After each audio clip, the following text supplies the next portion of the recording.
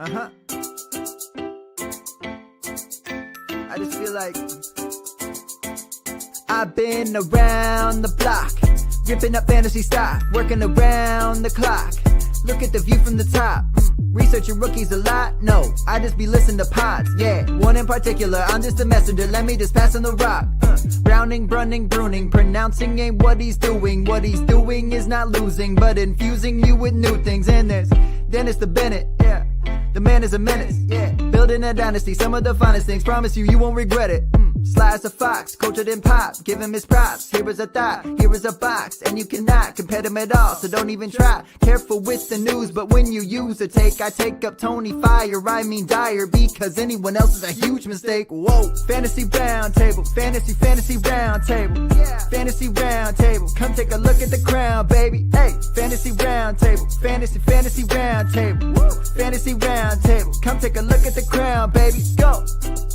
Hello and welcome to another episode of the Fantasy Football Roundtable Podcast. It is Tuesday. The league meetings are in full swing and we are moving ever closer to the NFL draft. So we're going to start talking rookies today, and that will begin by looking at our top 10 at the quarterback position, which feels a lot different this year than it did last year, but it is spring break. We just came off spring break here, and now the weather has turned foul. You're on spring break there. How are things for you?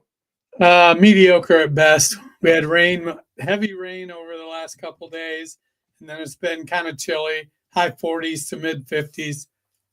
So hopefully it'll dry out a little bit. And the baseball coach put together a couple hitting sessions at an indoor facility yesterday and today.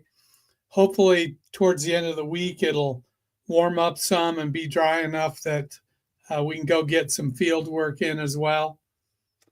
Yeah, I was feeling for our school has an outdoor carnival set for Friday afternoon, a track and field home meet, and some kind of a girls' soccer game. And we are supposed to start getting pounded with snow anytime after 1 p.m. So I was like, I don't think some of those things are taking place. And then, of course, the Friday after, when I'm assuming nothing is scheduled, it's supposed to be 75. It feels like that is springtime here in the Rockies.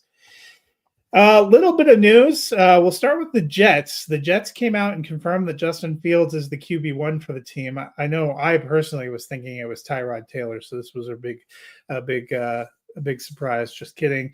But probably the bigger news was new head coach Aaron Glenn seeming to indicate expanded roles for Braylon Allen and Isaiah Davis, which I told you I was a little worried about Breece Hall entering a contract year off of kind of a down year, and it seemed like they had gotten the other backs involved. This seems like the plan is to keep getting them involved. So how do these two pieces of news strike you? I wish more teams would be transparent about their decision-making process. Like Giants, just tell us what you're doing. That way we can plan, you can plan. You don't have to go. You have to know what they were doing for them to tell you. We don't have to worry about subterfuge and, it could be Jameis, could be Russ. No, we look at the contract. It's going to be Russ, and you're probably going to draft a rookie and hope they develop. No, somebody's got to give Justin a shot. They need some work on the offensive line. They let Tyron Smith go, or at least they haven't re-signed him in free agency. They could use a little bit of help there. Hopefully there's some chemistry there with Garrett Wilson from their year that they overlapped at OSU. As far as Hall goes, this will be his second year back from the injury. And typically there is, the first year, you're not necessarily as comfortable with everything.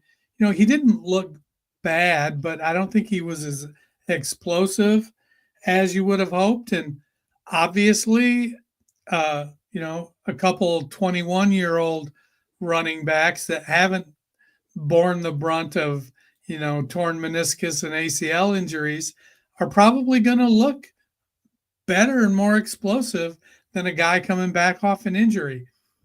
That being said, I think I would expect it to be more of a Brees Hall and who's going to take the lead as the number 2 back. Is it going to be Braylon Allen or is it going to be Isaiah Davis? They let Izzy Abanikanda walk, and it's really those 3 guys. And I think Aaron Glenn and Tanner Ekstrom are going to want to try to recreate that great success Detroit has had. I just don't know that, there's no Jahmyr Gibbs on the Jets. I think Brees Hall is, on the Gibbs to Montgomery spectrum, he's probably a little bit with a lean towards Montgomery, even before his injury. I think he's a good back. He's a more explosive version of David Montgomery. He's a decent receiving back. I don't know that Isaiah Davis and Braylon Allen are going to be that pass catcher that Jahmyr Gibbs can be. That said, obviously you want to get your good players touches. It feels like a 55% to 60% Brees Hall. It'll probably break out using the roundest of round numbers, 60, 25, 15, 60, 20, 10 kind of approach on any given week until Allen or Davis establishes themselves as, hey, I'm the number 2. You're going to give me the ball. Yeah, but I would say, 60% usage in that offense might not be what people had hoped for Brees Hall when he was taken. Or at this time last year when people thought he was going to be the top 3 in Dynasty. That's why I had him a little bit further down. And honestly, if you have Brees Hall and somebody still views him as one of the top 3 running backs, I might try to move him because he's going into a contract year. If he has a reduced role, that would be a couple of kind of crummy years or mediocre years in a row. And most of these teams are doing committees. I don't think, I think that window where we thought Brees Hall was going to be a top 5 option at running back has kind of swung shut. Yeah, I mean, I had him at 6 and you had him at 9. So, we're kind of building. I don't think he's bad. I was a little nervous. You want to bet on opportunity. Yeah. Brees Hall is, I think there's not a real argument that Brees Hall is a more explosive back than Joe Mixon. Yeah. But Joe Mixon's getting volume. Yeah. The other piece of news, Aaron Rodgers remains unsigned. We heard from Mike Tomlin there is no timetable or pressure on him to sign, but we also heard that he and DK Metcalf had their own throwing session together over in California on the campus of UCLA. What do you make of all this? I think DK, before he endorsed Aaron Rodgers, wanted to see if he could throw the ball far enough to get it to him down the field. So he's like, hey, I'll come to you. Let's see how far you can throw that damn thing. Yeah. Now, I think it's Rodgers still hedging his bets that Minnesota might sign him, going to wait as long as he can. DK trying to be, a company man. Hey, I'm going to go out and, let me get a little work in with him. Obviously, the more work you get with a new quarterback, the easier it is to develop chemistry. Hopefully, Rodgers doesn't say, hey, I got some extra ayahuasca laying around. You want to go into a dark room for a day? Yeah. What a fun time. It can't be bad for chemistry unless they basically go out there and Aaron Rodgers says a whole bunch of stupid conspiracy theory stuff that DK Metcalf doesn't believe, and he comes back going, hey, man, this guy's crazy. I think if it would have been a negative experience, they probably wouldn't have let it leak out that it happened. I still think it's probably going to happen. I'm interested in these rumors that Aaron Rodgers greatly prefers Minnesota and is just waiting for them to want him. But I think Pittsburgh's in a bad situation. We had the report again that Mike Tomlin more than comfortable if they have to go with the quarterback room that they already have, and I don't I don't think DK Metcalf wanted to come to be there with Mason Rudolph. I just don't see how that. Mason Rudolph is a very capable backup and spot starter. I just don't see, maybe it's about on par with what they had last year. I think it would still be a little bit of a step back. So I think Pittsburgh's kind of played themselves. It's not a good quarterback market. They're not very high up or for the draft. They're not very high up in the draft. They could go get another veteran option, but what's really out there? Joe Flacco, Ryan Tannehill, who Minnesota is apparently trying to coax out of semi-retirement because he didn't play last year. Somebody's going to trade for Kirk Cousins, and nobody talks about him going. I 100% believe he is not going to be traded.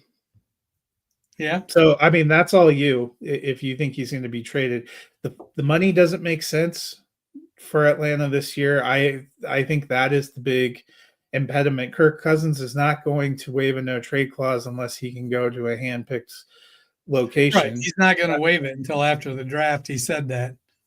Well, no, he didn't say anything.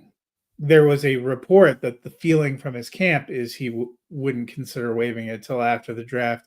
I looked at the numbers. I don't think Atlanta does it. It makes no sense for them to move Kirk Cousins at any point in 2025. It makes immensely more sense to potentially try to trade him after this year when the cap hit comes way down. So I 100% don't think he's going to be available, which means Pittsburgh might have played themselves. They were a little too non-committal, it sounded like, with Justin Fields and a little too non-committal with Russell Wilson. They lost both the guys they had last year, and they missed, Sam Darnold didn't want to go there. So if they don't get Aaron Rodgers, what do they really have? Mason Rudolph, 7th-year breakout. The NFL owners met and they voted on some rule stuff. I'm going to go over the list, and then you can tell me what you think. Touchbacks have been moved to the 35-yard line on kickoffs, moving quite a bit up. They voted on expanded instant replay assist. So this isn't things that people can challenge. It's the replay assist from New York.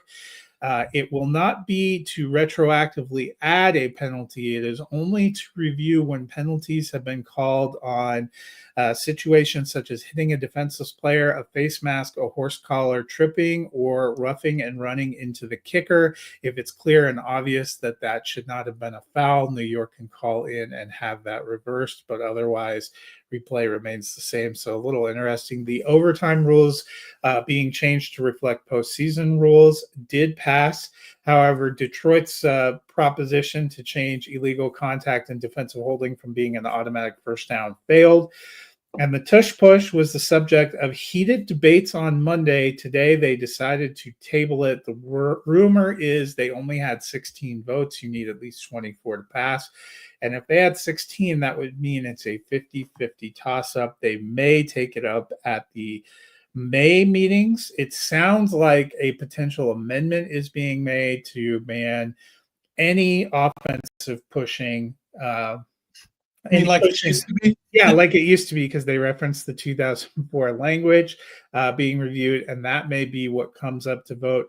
And I will say, for my part, if the proposal is to go back to the old rule where you can't push an offensive player anywhere in the field, that makes a lot more sense to me than specifically trying to target a play where a team managed to make the rule change they made 2 decades ago work in their advantage. That feels like sour grapes. And maybe that's why they're at the 50-50 split. So it'll be interesting to see what comes in May. But what did you think of these rule changes? So The touchback rule, I think they're acknowledging that, well, we want to keep players safe. Those are exciting. Kick returns are exciting. So kickers are going to have to keep the ball in play more.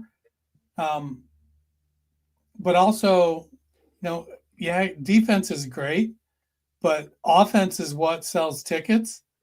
And giving teams a 65-yard field, or a team that only has to go, 30, 35 yards to get a field goal, I would think we're going to see a little uptick in scoring. The expanded replay assist, I think it's a half measure. Yeah, it's great if they call a penalty and it's clear that it's not. Yeah. What if they don't call a penalty and it's clear that it is? That's the part they didn't address. So, and that's the part that, according to Troy Vincent, who is the rules czar, they have no plan to ever address. He said that wasn't even on the table. There will be no replay adding penalties to the field. Yeah, and I'm okay with that. But it doesn't, I don't know, it feels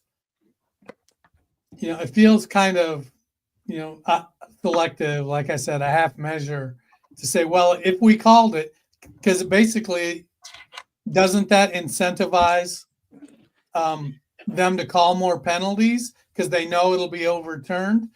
Much like maybe it is weird, because if you're saying they're incentivized to let fumbles, that, or what might be a fumble, play out because it can be overturned.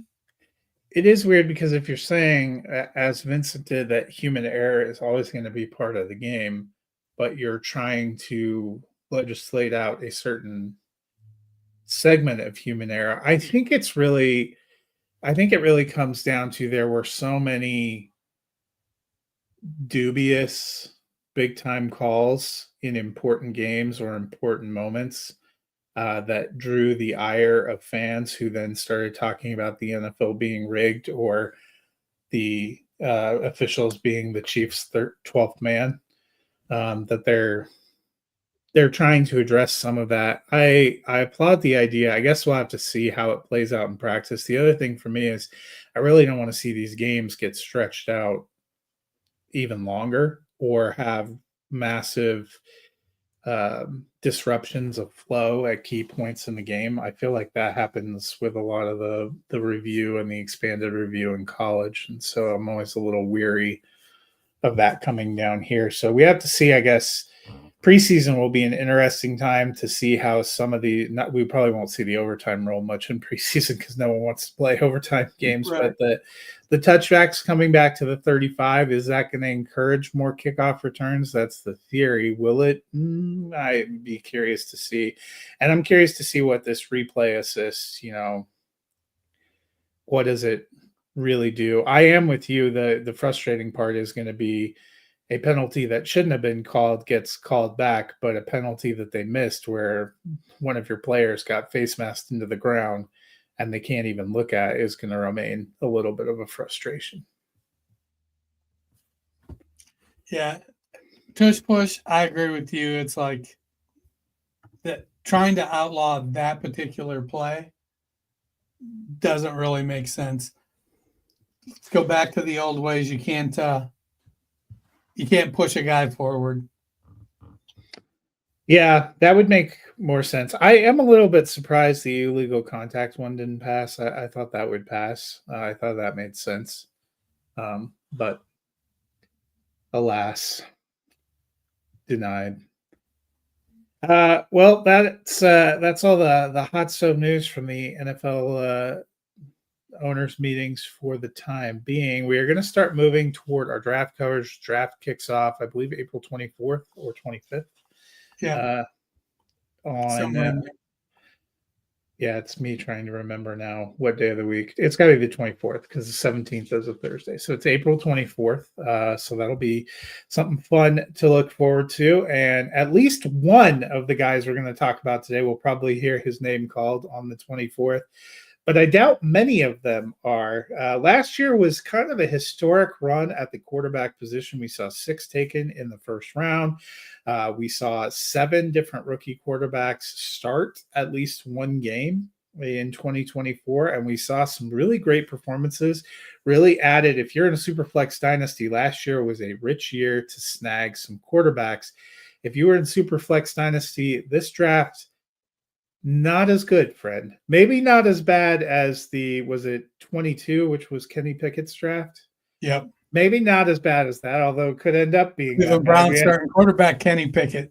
It could end up being that poor. Probably not quite as poor as that, but it is definitely a poorer group. Dennis, before we talk about who we have in our 10, how do you feel about the quarterback position overall going into the draft?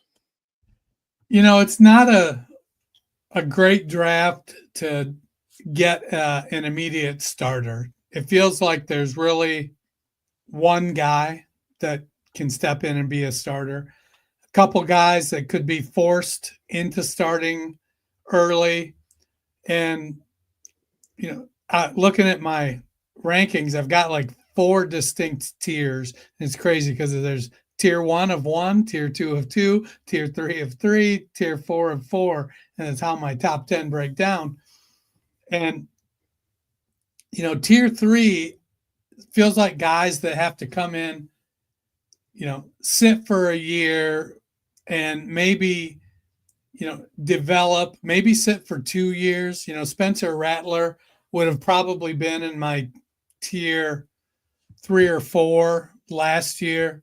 And so the fact that Carr got injured and he was forced to play, I think it pretty much has done his career in. He'll be viewed now, I think, always as a backup, versus if he had been able to sit for a year and develop and then got pushed into playing this year, Rattler may have been a little more prepared.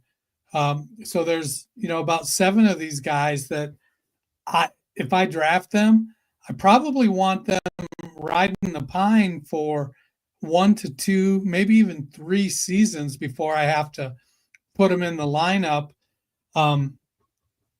Does that mean there's not somebody in here that may have that, Davis Mills surprise rookie year?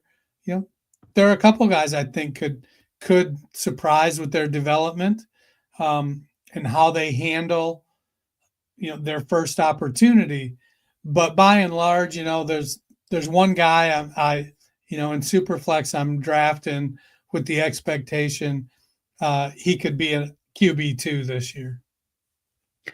Yeah, I'm kind of like you. I think there's one prospect that has separated themselves from the pack. You and I both have the same one, and I think we can just spoil our countdown and say it's Cam Ward. Cam Ward Right. seems to have locked himself into number 1 quarterback. Neither you nor I would be surprised if he was the number 1 pick overall, whether he's the most talented recruit. In fact, I suspect he will be because of the nature of the position he plays. And he's probably the one I would feel the best about, going into drafts. Beyond that, I'm like you. There are a couple that have some upside, but have certainly some downside, which, Malik Willis and Desmond Ridder, anyone. And then we have some guys who could be projects, who could end up being backups, and then some guys that I don't know if we're ever going to see them take a snap. They may hang around a roster for, a year or 2 as like a second or third development guy until somebody else they want to hold as a development guy comes in. It is not like last year when it, when we were doing Superflex drafts, we were taking 5 or 6 guys. By the time you hit the middle of the second round, 6 quarterbacks were for sure gone. Sometimes 7 were gone, depending on how people wanted to take a swing with Rattler. I think it's going to be very different this year. So why we jump in, I think you and I both have Cam Ward at the top. Why don't you tell me how you feel about him and how you feel about kind of his prospects? You get to my Cam Ward notes. So Ward he's an experienced quarterback. Dynasty Nerds, if you listen to their rookie breakdown podcast, they did a study and showed that college quarterbacks who play in fewer than 35 games in college have a terrible, terrible hit rate. And pretty much all of these guys in the top 11 here are above 35. So, there's no Mitch Trubisky's, there's no Anthony Richardson's coming out this year. It'll be interesting because I believe this is the last year of the COVID season. Yeah. So it'll get back to normal. Where you have guys that played 6 or 7 years in college. And then after that, now what'll offset, I think, some of that is going to be the NIL stuff. But Cam Ward, he actually moved around. He played in 3 different offenses, started at quite a small school. Then I think he was at Washington or Washington State, and then went to the University of Miami. So he's got good quarterback size, 6'2", 219. He is pretty good at recognizing the defense and kind of making sure that the play is going in the right direction. He's got a pretty fast release. He does a nice job getting the ball out. It feels like, he's got the arm strength to get it down the seam and to get it out. Got good velocity, reaction time when he throws. So as far as that goes, I think he's going to be just fine. He does have pretty good mobility, so he can keep plays alive. He is pretty good at moving around in the pocket, doesn't look to run real quick. So he tries to stay looking downfield before he takes off. But when he does take off, then he has the tendency to want to try to make something huge happen. And sometimes you just got to, take the 4-yard rush, take the 7-yard completion rather than keep it alive, throw a 35-yard incompletion. Because he's got good arm strength and he can throw from most platforms, his ball placement will get a little wild sometimes, so he's going to have to break that habit. You've got to be careful when you're super mobile. A lot of times you think you can escape things. You just keep going backwards.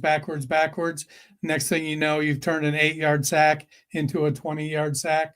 But I like him as a prospect. He feels like the only one that's really ready to kind of come in, because he played in multiple offenses.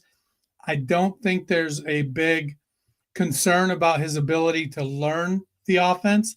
Now, hopefully, all signs seem to point to him going to Tennessee. Hopefully Brian Callahan works out there and he doesn't find himself in that, new coordinator every season rotation that seems to happen with some young guys. So I like Cam Ward. I think as far as quarterbacks go, he's worthy of a first-round pick. As far as outright talent goes, he's probably more of a mid-first-round pick, but because of team need and position, he's going to go higher. Yeah, you mean mid-first round in dynasty drafts or in the actual draft? I think actual NFL draft, and probably he's, I think there's a pretty good case to be made for him to go, after Genty, McMillan, Henderson, but probably not much after that. Maybe Hampton. So I could see him at 104, 105. I mean, in super flex drafts, I wouldn't be shocked if he goes top 3. Right. I wouldn't either. I'm saying that the case could be made. Yeah, and I think it really depends. It just seems like so many of those teams that are at the top of super flex drafts are decimated at quarterback. So there's only really up there. Yeah, there's only really one option to feel good about. But I'm like you. I think he's going to end up there. You were right. 2 years at Washington State, where he started there, and then last year transferred to Miami. Started 38 games, which is a pretty decent amount during those 3 years. I like that his completion percentage improved every year. You're right, he's not a huge runner. I think he ran for 204 yards last year, which was the most of any of his years as a starter, but has some mobility. Hopefully, will end up. Tennessee. Tennessee needs some more around whoever they're going to put in there too, because we talked about that the other day. They have Chigo Okonkwo and Calvin Ridley, and they have a couple of decent backs, but their wide receiver depth chart leaves something to be desired, like wide receiver depth. Why don't you tell me what's your next kind of tier? So my second tier is Shadir Sanders and Jackson Dart. And, I go back and forth with Sanders. I know you've had several close-up looks at him and are not a fan. And I think that there are some things that he does all right. I think he's got a good enough arm to make the throws in a Cleveland-style offense or a San Francisco-style offense. He's not going to be asked to chuck the ball deep. He doesn't need to have a Patrick Mahomes or Josh Allen type of arm. He's played a lot of games. He started 24 games at Colorado, and did he start as a freshman at Jackson? I think he started 2 years at Jackson too. I am not 100% sure. I would assume he did because that's where his dad was. That is correct. So, he's comfortably over the 35 game mark. He's got pretty good mechanics. I think his biggest opportunity is that because he believes in his ability and he'll hold on to the ball, he needs to get comfortable with taking a short pass that's open, not letting too much time tick away, believing, oh, my guy's going to get open. He's probably not going to be playing with Travis Hunter in the NFL. Maybe he lands with somebody comparable, but if he gets, a little bit rushed and starts to get off platform a little bit and gets a little wild, can he calm back down? I do think an offense like Cleveland, where it is, short to mid-range passing, timing, is going to benefit him. Having a good offensive line is going to benefit him. But he's going to be one of these guys, I think, that's going to have to be trained. Here's your reads, 1, 2, 3, 4. Here's your timing, 1, 2, 3, 4. Make a decision. Don't goof around. Get it out. I think he gets dinged a little bit for his mobility, kind of like CJ Stroud. It isn't that he's completely not mobile. It's just that he doesn't run at all. And I don't think that's going to change. It hasn't changed with Stroud. But I think that, playing quarterback doesn't necessarily require you to be, an athlete like Jalen Milroe. Tom Brady was not an athlete and is widely considered the best ever. But you got to be able to feel the pocket, what's happening around you, know what's going on, know when to get rid of the ball. I do think the jury's out on whether Sanders can develop that particular trait. So if he gets comfortable with speeding up his clock to be able to get rid of the ball, he could surprise. Is he going to be a top 5 or 6 quarterback? Probably not. Could he be a top 15? I think he could be at the back end of top 15 if everything hits right. The second guy in that tier is Jackson Dart. He's good at getting across, reading the field, goes through his progressions, but his release can be a little bit slow. He's got to make quicker decisions and get that started. He's a pretty good situational third down decision maker.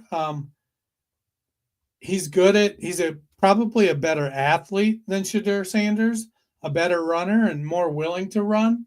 So if he maintains that mobility, when Joe Burrow came out, he wasn't really talked about as being mobile, but he was quite a good high school player.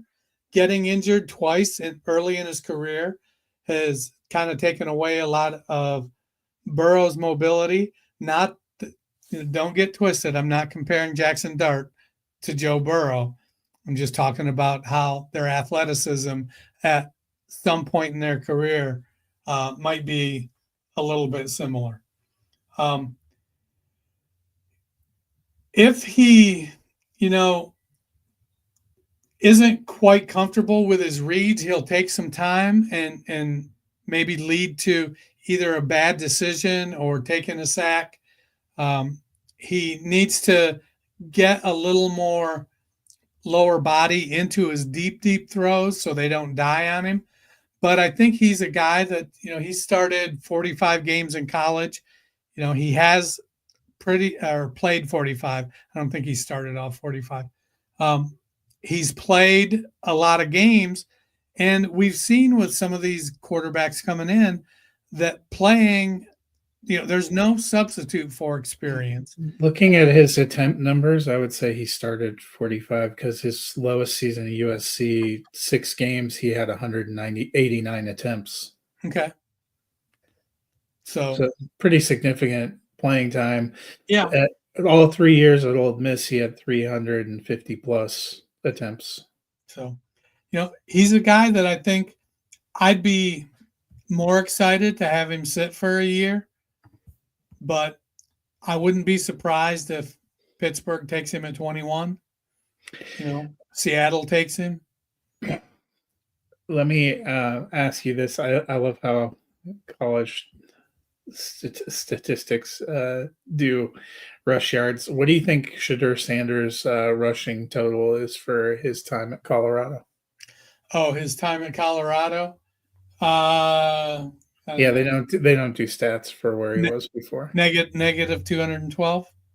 Negative 127. So you were not that far off. When you said Jackson Dart is a little better, Jackson Dart has over 1,500 rushing yards. His college career, he had 300 plus all 3 years at Ole Miss. I think in terms of NFL draft, these would be the 2 and 3 for me. I think that's kind of consensus about where there's kind of consensus feeling, I think, about where most of the top 6 quarterbacks are sitting, and people feel about the same. If where I see variation more often, unless you're ESPN, who has Tyler Show as quarterback 4 for some reason. How many? We both are pretty sold that Cam Ward's going in the first round. How many quarterbacks do you think end up getting taken in the first round of the NFL draft? I think there's going to be 3. I only think 2 are going to go. I think Dart will end up going in the second round. Yeah, I think somebody. So it only takes one team, and there's enough teams, I think, in the top 10 or 12 of the draft that need quarterbacks that I think one of them comes up and gets him. See, the wild card for me, if Dart ended up going the first round, is later in the first round if the Rams or somebody like that decided to grab somebody to put behind. If one of the teams that has an aging entrenched starter decided to. And that's why in Superflex drafts, I assume Sanders will go before Dart. I think Sanders will probably end up going somewhere in the end of the first round of Superflex drafts. But I am more interested in Dart, setting aside my personal dislike of the Colorado Buffaloes program, because I think Sanders is going to go to a poor NFL franchise, and I think there's a better chance that Dart ends up on a better NFL franchise where he's not asked to play.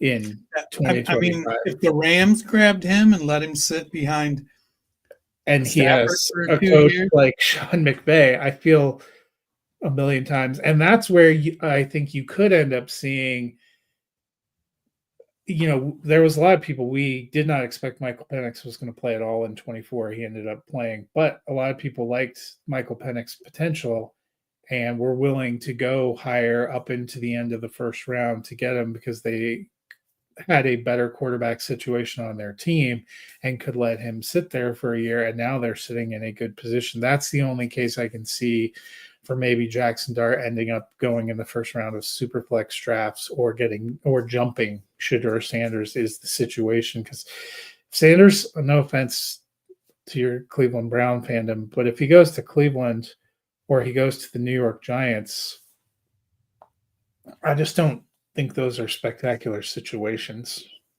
well, I think Cleveland definitely has the better offensive line. If they're healthy. I Yeah. mean, you were missing your tackles a lot last year. So, well, beyond those guys, who's in your third tier? So my third tier, I got Jalen Milroe, Quinn Ewers, and Will Howard. So these are all guys that need some.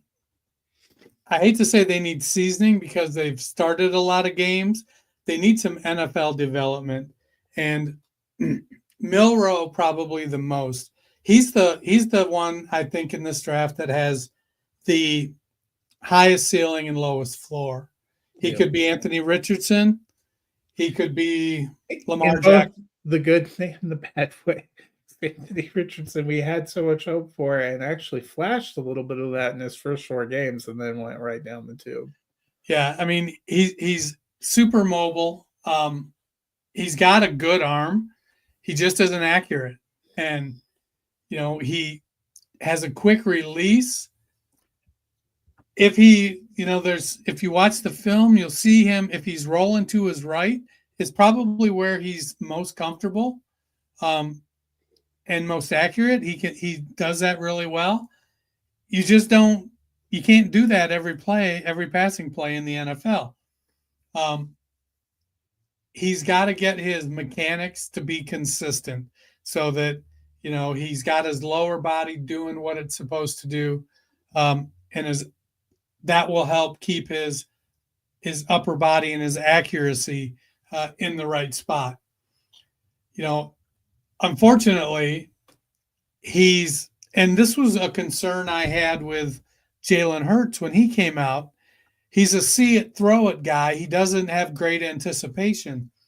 I think Hurts has improved that. And much like, accuracy, often you don't, that's one of those things you don't improve a lot on. I think Hurts' improvement, I think it's helped that he's had, probably the best offensive line and 2 of the best wide receivers in the NFL playing with him. So, that's definitely a plus. Milroe is somebody I'd like to see go where he can sit for a couple years and not be forced into even mop-up duty. Let him go be the QB3. Give him snaps in practice. Don't create a package for him because he's, really mobile. Just let him develop. And, if he gets some preseason playing time, great. But let him get a couple years under his belt. He's a guy I think could go in round 2 because I think some team is going to, these coaches, think, oh, we can fix him. But he probably should be a round 3 guy. Yeah, I mean, I could see somebody taking a shot in round 2, but I'm with you. I actually think a perfect situation for him might be like a Baltimore where he could sit behind a Lamar Jackson because his turnovers went up, his touchdowns went down, his completion percentage went down his last year as opposed to the year prior, which are never trending in the direction you want to go. Rushing is a good asset for him. I could see him sitting also behind a Josh Allen. There's another guy who struggled a little bit with completion percentage in college and managed to improve himself quite a bit in the NFL. Probably a similar style. If one of those teams was, to grab him and he could be a development and see what maybe a prototypical hope for him as an NFL player would be, I think that would be ideal.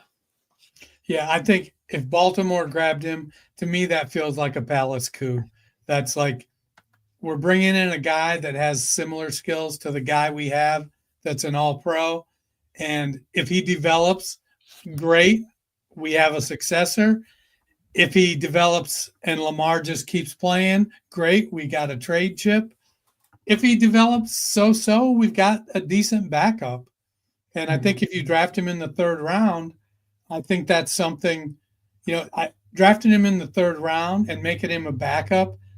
I don't think that seems like an okay spend of draft capital. Yep. So the next guy in that tier is Quinn Ewers. He was highly regarded coming out of college, came to Ohio or coming out of high school, came to Ohio State a year early where he had no shot at playing.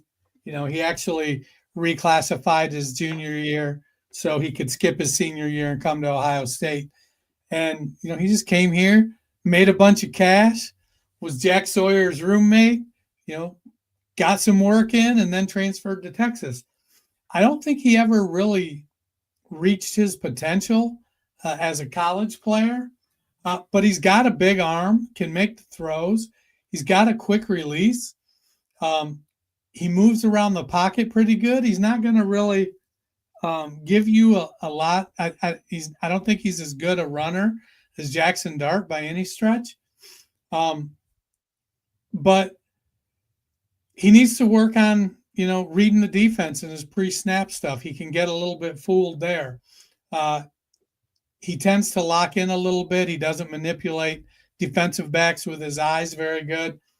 And I think one of the things, because he's always been this quote unquote elite guy from high school and stuff, and he's got a big arm, he'll let his lower body get a little sloppy. His footwork will get messy.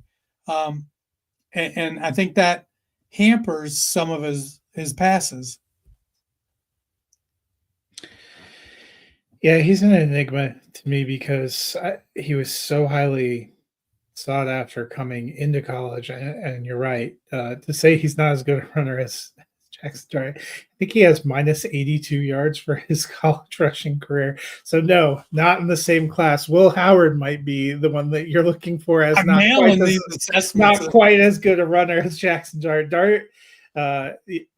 Milroe, so far of the ones we've talked about, obviously the best of the runners, but Dart had over 1,500 yards over 4 years in college. He is actually, I would say, a pretty fair runner. It looks like Ward and Howard had similar, couple hundred yards a season, but Ewers and Shedeur Sanders would be in the they don't run category. Howard had over 1,100 yards across 5 seasons. That's what I said. Howard and Ward would be in the same kind of a couple hundred yards a year. Dart was during his time at Ole Miss had one season over 600, but then it was like 395 for something. So he's a little bit of a step up from those guys in terms of rushing. But I'm kind of with you. He and Quinn Ewers and Will Howard, to me, feel like they're most likely to be NFL backups. Yeah, I think they're guys that have the potential to develop. The thing that concerned me most about Will Howard was his ability to make tight window throws. And we saw for a half against Texas that he was unstoppable on those. He just, over the course of his 5-year college career, I don't think he's been consistent enough with that stuff. Does that mean he can continue to develop it? He's a hard worker. He's got size. He's 240 pounds. He's reminiscent of Ben Roethlisberger in that regard at 6'4", 6'5", 240 pounds. I think Roethlisberger was just a better pure passer than Will Howard. And actually in college, he was a better runner too. But if he can build off of his postseason and show that he can make the right decisions, I think he has a shot to earn a starting job in year 3. When you've got guys like, he could go, I think he could go in and compete as a 3-year veteran against a Daniel Jones and maybe win the job, or, against an aging Geno Smith and maybe win the job. But he's definitely got some things to work on.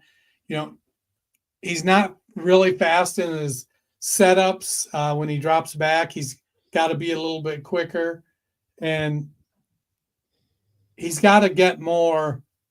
He's another guy that has to kind of figure out how to, how to make the defense think he's doing something else, whether it's with turning his body, turning his eyes.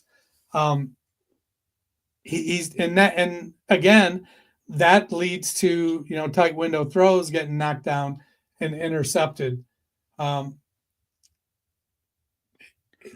you're playing at Ohio State, just chucking it up and letting them go get it, sometimes that gets comfortable. So he definitely got some work to do, but I do think there's some developmental capability there. I'll be interested to see where he goes and how much time he gets before he's pushed onto the field.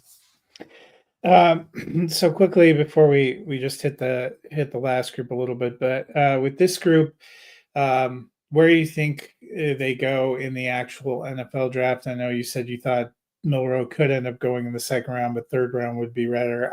I think all these guys probably between the third and the fifth would be my estimate. Yeah, on a broad sense, I don't know that Ewers or Howard make it into the third round.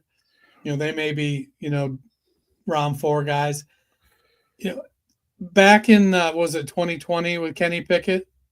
2021? 2022. He went first round, and then we had 3 go in the third round. There was a lot of squawking about what might happen, how high those quarterbacks were going to go.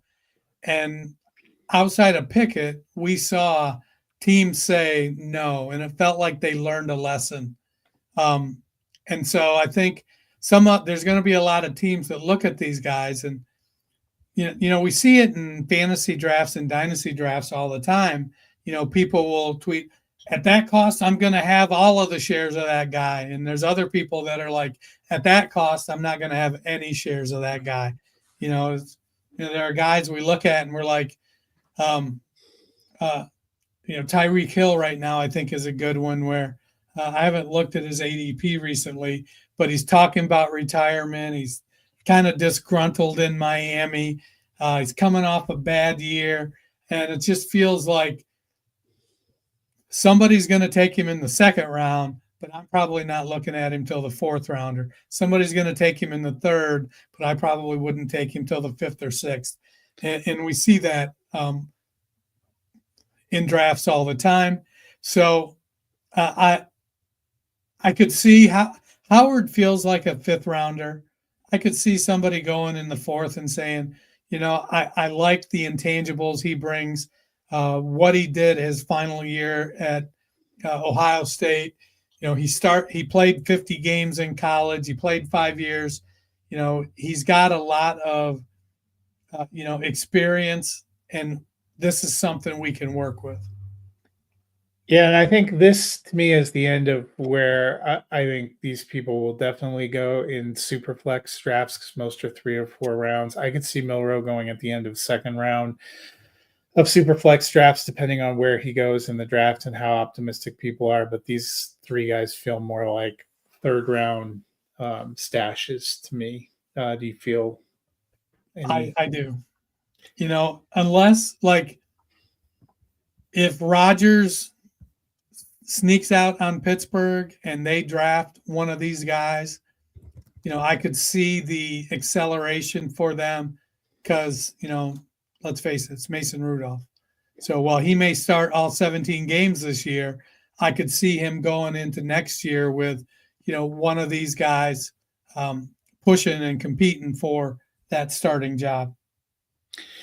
So let's quickly, we're getting close to the hour mark. Why don't you give us the guys you have in the next tier and tell me if there are any of them, as we get beyond the top six, I don't feel like any of the four remaining for me are locks to go in Superflex drafts. I don't think they're all necessarily locks to go in the actual NFL draft, but do you have a sleeper in this group?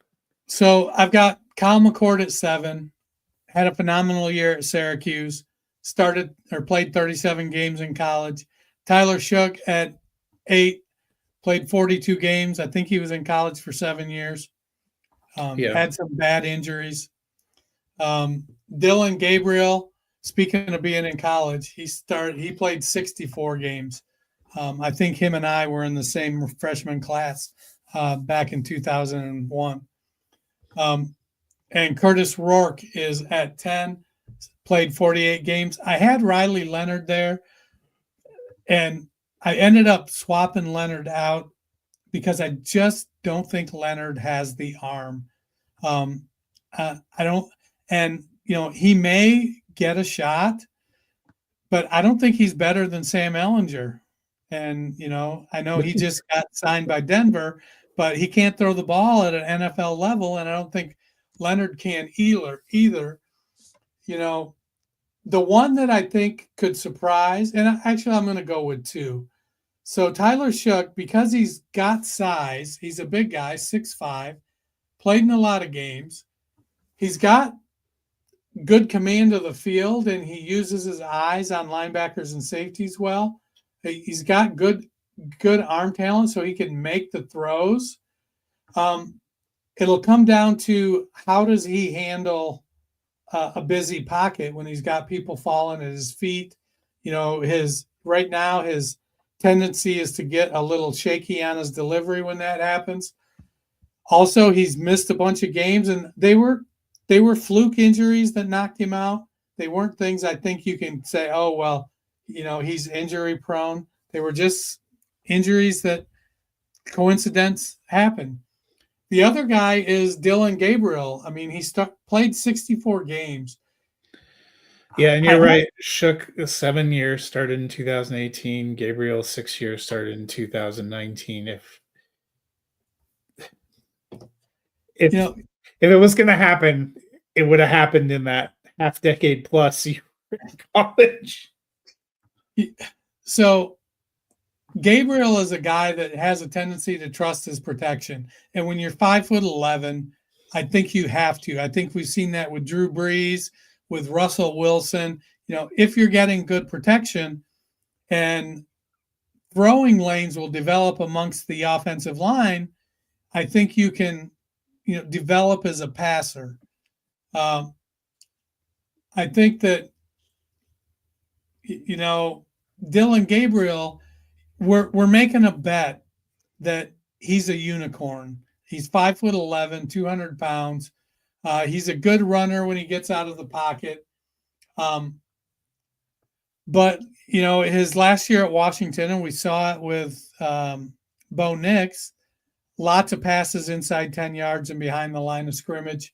So it's just one of those things where, is he one of these guys that because he's been around playing the game at the high college level, because he was at Oklahoma and Florida International, I think. Yeah, UCF, Oklahoma, and then Oregon. Central Florida. So, it isn't like he's been playing at junior colleges and NAIA schools, and then one year he stepped up to the big time. I'd like to see, where he lands. To me, he feels like a great fit behind Tua Tagovailoa, just because their play style is kind of similar. Tua's a shorter quarterback. It's all about timing. Maybe doesn't have, I think Gabriel may have a little bigger arm than Tua, but Tua's got pretty good ball placement, probably better than Gabriel. McCord, he doesn't handle a busy pocket. He's got a slow release. Well, these guys are all guys that, once your rookie draft is over, you see what you got available. Do you have space on your roster or taxi squad to throw a quarterback that ends up being your last roster spot churn guy. The only one that I would take a shot on at the end of my rookie draft is Kyle McCord, and depending on where he ends up, because I didn't think he was that bad in his in 23 when he was at Ohio State. I know he took a lot of brunt from the fans, but that was unfortunate. I thought he had a pretty great year last year, but toiled a little bit in obscurity at Syracuse. The other guys, we'll see. You're right. I think Gabriel has a chance to go in the actual NFL draft. I don't know if I'm really taking a shot in rookie drafts, and I'm not sure the other two. And I have Riley Leonard at 10 still, but I'm not sure those guys are more than undrafted free agents, and we'll see what happens. There's been a long line of late round. Everybody's trying to find that Brock Purdy, and I guess if I was making my best bet in this group on my Brock Purdy, I'm saying it's Kyle McCord, but I don't know that. Brock Purdy is a unicorn in terms of being hard to find. If you are quarterbacks trapped in Dynasty right now, you need to try to make a trade, because this is just like in the actual NFL. You might want to go into a need to give $18 million to Aaron Rodgers because you're not finding it here. Well, that'll do it for our look at QBs. We will be back on Friday looking at running backs, which is a deep position, but I don't know if it has some of the top end of like a couple years ago when we had a Bijan Robinson and Jahmyr Gibbs. There are some decent running backs. A lot of them I think are going to be interesting to see where landing spots are. But that'll be a fun conversation. Until then, if people are looking for something to occupy their day, what can they do? They can go to their favorite podcast platform, hit that search bar, type in the Fantasy Football Roundtable podcast, give us a subscribe, give us a like, leave us a rating and a review. Well, thanks for joining us. We will see you again on Friday. Until then, have a wonderful week.